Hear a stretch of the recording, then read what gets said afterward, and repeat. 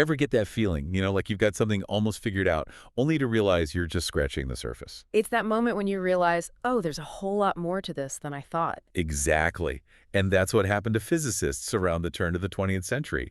They thought they'd nailed the basics of the universe, pretty much had it all wrapped up. And then, bam, quantum physics comes along. Talk about a paradigm shift. So today, we're diving deep into the birth of quantum physics. It all started with scientists noticing some, well, weird things. Things that just didn't make sense using their existing theories, like little inconsistencies. Okay, so what kind of weird things are we talking about? Yeah. Was it like objects suddenly teleporting or something? Give us the details. Well, not quite that dramatic. It all started with a seemingly simple question. How do objects glow when they're heated up? Like how a piece of metal goes from red hot to yellow to white as it gets hotter. Exactly. You see, physicists already had this concept called black body radiation to try and explain it. Black body radiation sounds ominous. It's not as scary as it sounds. Imagine, if you will, the blackest object possible, something that absorbs every single bit of light that hits it. Like it's not reflecting anything back, just sucking it all in. Exactly. And this theoretical object, this perfect absorber, is called a black body. Okay, I'm with you so far. Now, when you heat up a black body, it becomes a perfect emitter of light. And the color of that light, it changes with temperature. So it's like the ultimate light sponge, soaking it all up and then radiating it back out. Precisely. But, and here's the weird part. Hit me with it. The existing theories, the ones that worked pretty well for most other stuff, Yeah. they completely failed to predict the actual light emitted by a black body. Seriously? Yeah. What, their equations were just spitting out gibberish? Pretty much. Imagine expecting this gentle glow, right? And instead, your calculations say it should be blasting out infinite energy, Yeah. especially in the ultraviolet part of the spectrum. Okay, yeah, that's definitely not what we see happening around us. Not even close. It would be like, well, imagine the universe constantly exploding with invisible light. That would make things a little bright, wouldn't it?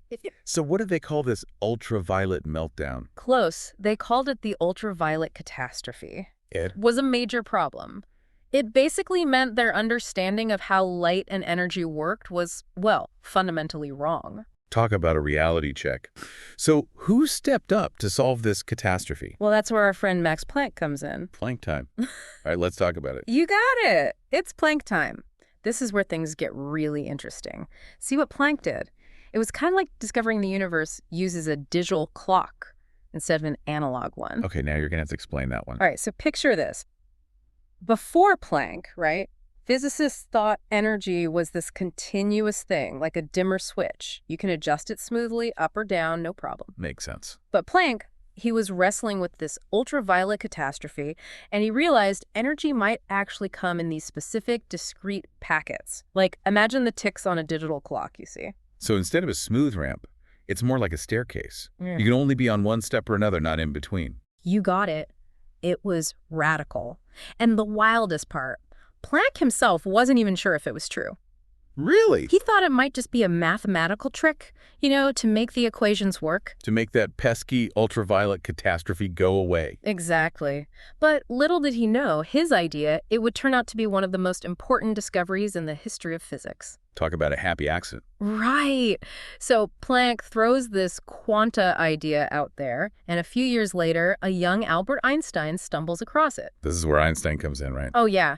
And Einstein, he's thinking, maybe I can use this to explain something else that's been bugging me. Bugging him.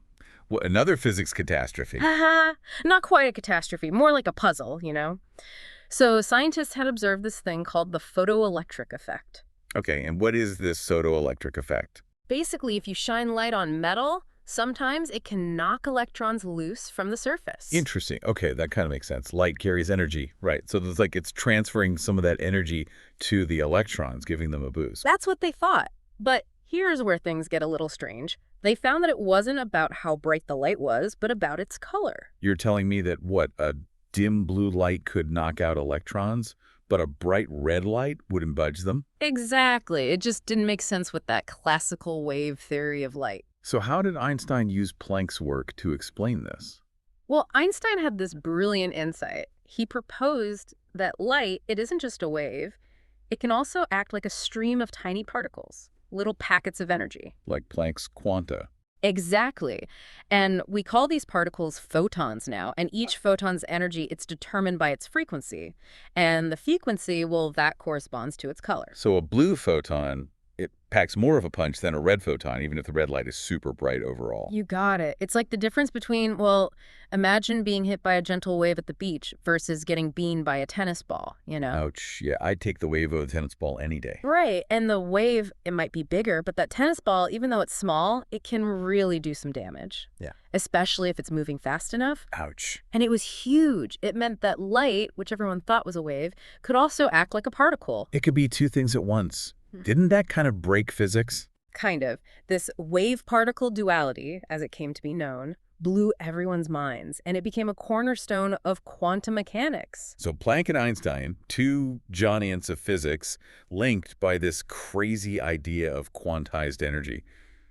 Amazing how a small problem with glowing objects could lead to such a revolution. And it didn't stop there. This small problem, it ended up having massive implications for how we understand things, like, at the most fundamental level. It really makes you wonder, what other scientific givens might get completely flipped on their heads in the future, right? Just because someone noticed something a little off makes you think about that saying, the more you learn, the more you realize how much you don't know, right? That's so true. And that's what I love about all this. It's like we just opened this door, right, to a whole new universe of possibilities.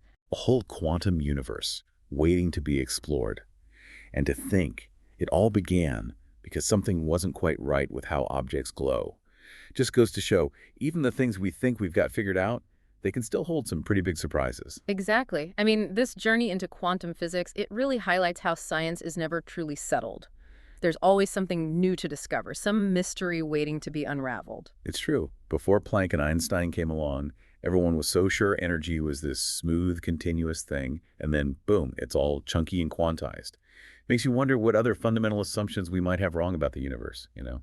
That's the beauty of science. It's not about being right or wrong. It's about constantly questioning, testing, refining our understanding of the world around us, and sometimes completely overturning it. Yeah, embracing the unknown.